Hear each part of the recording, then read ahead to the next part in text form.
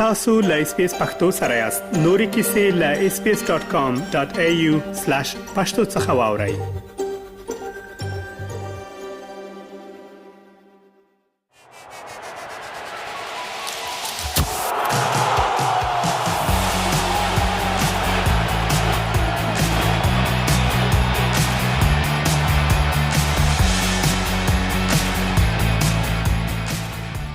له 104 لوبو او یوې میاشتې نه هیریدونکي فوتبال وروسته اسپانیا د 2026 کال د فیفا نړیوال جام اتله شوه. اسپانیا په زړه پورې پایلوبه کې ارجنټاین ته 1-0 ماته ورکړه. زه مجيب منیب یم او تاسو د فوتبال نړیوال جام وروستي معلوماتي راپور ته غوږ یاست.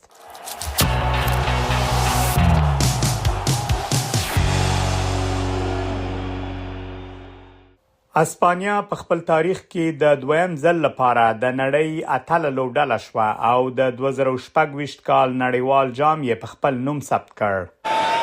In 2026, the champions of the world are Spain. د بریا د اسپانیا د نه ماتېدونکو لوبو لړۍ 18 سیالیو ته ورسوله. د نارینه‌و او ښځو د فیفا نړیوال جامونو په ګټلو سره اسپانیا لومړنی هیواد شو چې په تاریخ کې دواړه نړیوال جامونه په یو وخت لزان سره ساتلي دي.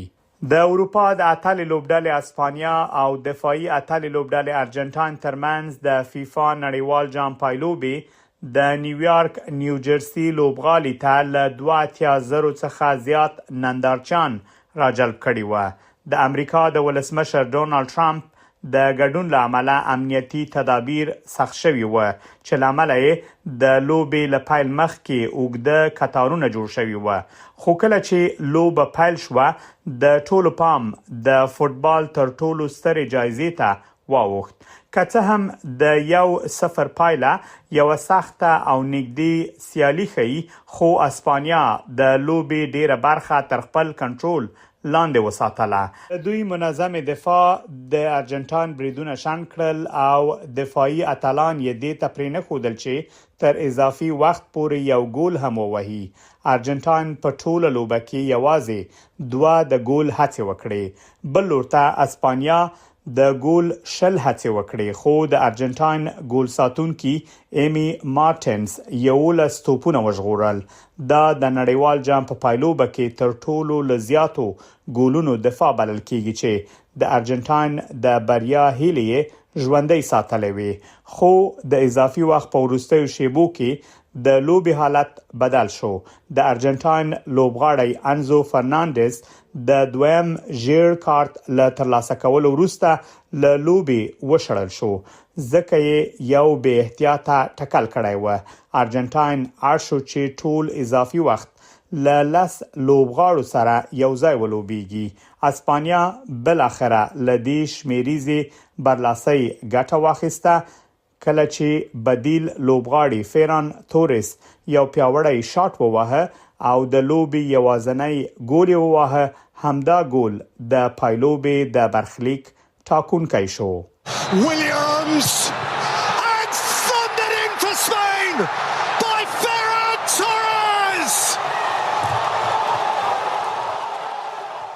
کله چې لوبه پای ته ورسېده د اسپانیا لوبغاړي د خوښۍ په جشن کې ډوب شول، خو لیونل میسی په میدان کې پاتې شو او ډیر احساساتي ښکارېده ځکه ډیری خلکو باور درلود چې ښایي دا یو وروستی نړیوال جام وي. The best feeling in the world. Champions in the world. You can't put words to it, and this entire day has just been so incredible. I'm in a dream. It feels like a dream. I don't know where I am. I don't know. I don't know anything. اسپانیا په انفرادي جایزو کې هم برلاسی و. د لوبډلې کپټان رودري د ټورنمنت د غوره لوبغاړي په توګه د سرو زرو د توپ جایزه وګټله. اونای سیمون د ټورنمنت د غوره ګول ساتونکو په توګه د سرو زرو دستکشه ترلاسه کړه. پاو کوبارسي د غوره ځوان لوبغاړي جایزه وګټله په داسې حال کې چې د هغه 19 کلن هم لوبغاړی لامین یامال هم د دې جایزې له نوماندانو څخه و.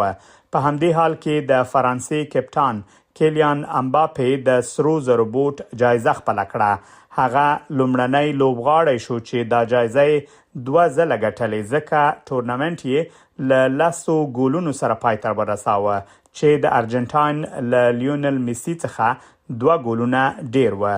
د اس پی اس د فوتبال شنونکي او د غانا پخوانی ملي لوبغاړی کیوین پرنس بوټینګ وایي د اسپانیا د نړیوال جام بریا د 14 کلن پرمختیايي پلان پایله ده.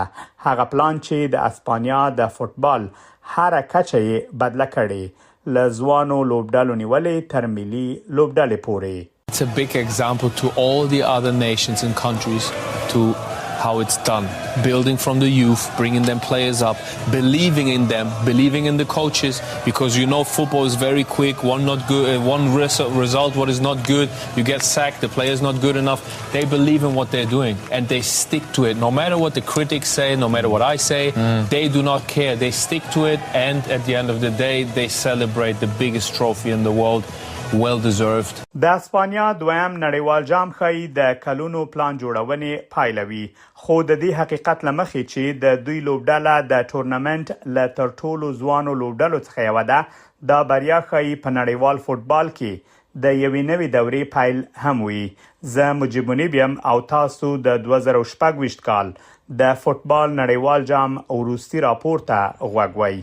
که غواړئ د فوتبال نړیوال جام ټولې لوبې یو ځل بیا وګورئ، نو تاسو کولی شئ د اس پی اس آن ډیماند له لارې وګورئ.